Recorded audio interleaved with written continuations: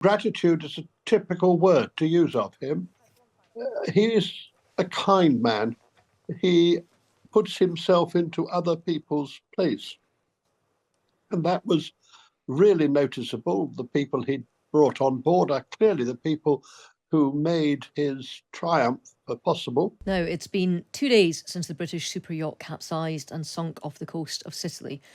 One body has been recovered, but it's also believed that a chef on board, Ricaldo Thomas is his name. 6 people are still missing, including the tech entrepreneur Mike Lynch and his 18-year-old daughter, Hannah. There is a tiny hope that there could be survivors who might be trapped in air pockets. There is a never say never, which is what the Italian Coast Guard has said, but they don't think that it is at all likely. And an oceanographer we spoke to just earlier in the programme has warned us that it was nearly, if not quite, impossible. Well, I'm joined now by the former Conservative Cabinet Minister, Lord Deben, who you might also know as John Gummer, who is a long-time friend of Mike Lynch. John, thank you for joining us on the programme. This just must be the most difficult time for friends and family of Mike and his immediate family. Well, of course, because this was the beginning of a new life for Mike.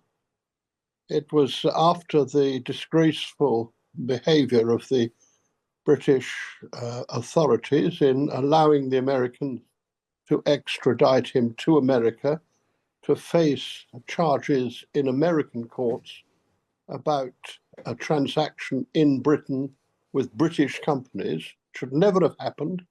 And then against all the odds, and they are odds, it's over 90% chance of losing such a case.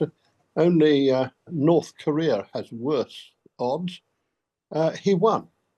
And he won because the jury accepted that he was absolutely innocent on all 14 charges that they had trumped up against him.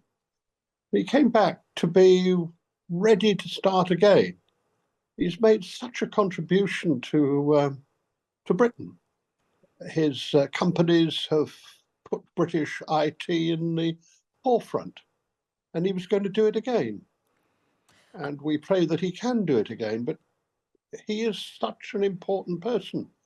And yet here in Suffolk, which he loved, he was a friend to so many people, never flash, always part of the community, played his part in the community organisations and things, and was always a great joy to be with, a friend to. And is that how primarily you knew him, John? Was it because of that local connection? Oh, yes, of course. I knew him in all sorts of other areas because he was so widespread.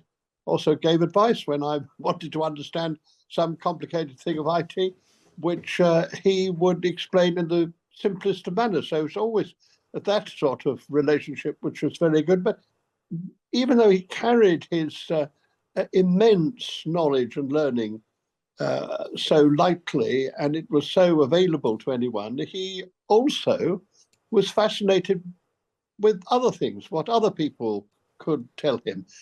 He was one of those people who it was a joy to have in the community. And you talked there about this was kind of a rebirth for him. He had the terrible stress and strain of that court case where he was, as you say, completely exonerated. And this, this holiday, this yachting holiday in Italy was part of that restart. And it was a hopeful time for him to have got all that behind him. But also for the family, his daughter, 18 years old, just passed her A-levels and was looking to her future as well. I mean, it must be really, really difficult for those who knew not just him, but also the family that are with him. Well, it is a terrible time for the family, not least because they had upheld him so wonderfully during the 5 or 6 years of torment. His wife and his 2 daughters were remarkable.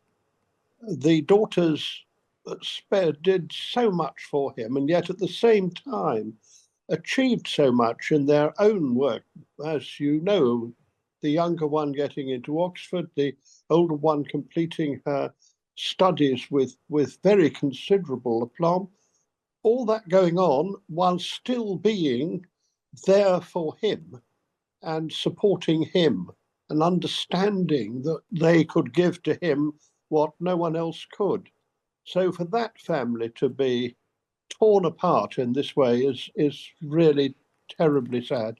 And in terms of the other people that were on the boat at the time that it went down, I mean, would it be typical for Mike to bring people with him? Because this wasn't just a family holiday for him, his wife, and his younger daughter. He also had work colleagues that had been invited onto his boat, his super yacht. He had his lawyer who'd helped him throughout the court case come on board, be part of, you know, this great rebirth trip. Let me say thank you. Let me show you my gratitude. Would that be quite typical for him? Oh, gratitude is a typical word to use of him. He's a kind man. He puts himself into other people's place. And that was really noticeable. The people he'd brought on board are clearly the people who made his triumph possible. But he's also one of those people who thinks always of others, which is why his very first series of comments after he got back to the United Kingdom was that this should never happen again, because he was fortunate in being able to fight it, because he had the resources to fight it, both financial resources and strength of mind to stand up and say, I did not do this, and I will not plea bargain in order to get a lower sentence, because I will not say that I was guilty. That's a very, very tough ability to have, and many would not have it, even though they were guiltless. And what he wanted to do was to change the law so that we can't have anymore this one-sided extradition system. And he wanted to do it in a way to protect those who would not have had the resources to do what he did. Always wrote down his own achievements and wrote up the advantages that he was lucky enough to have, which was why he always thought of other people. John, you sound like one of the best kind of friends in the way that you're talking about him, about his campaigning, as well as about his achievements and entrepreneurship. Thank you so much for joining us.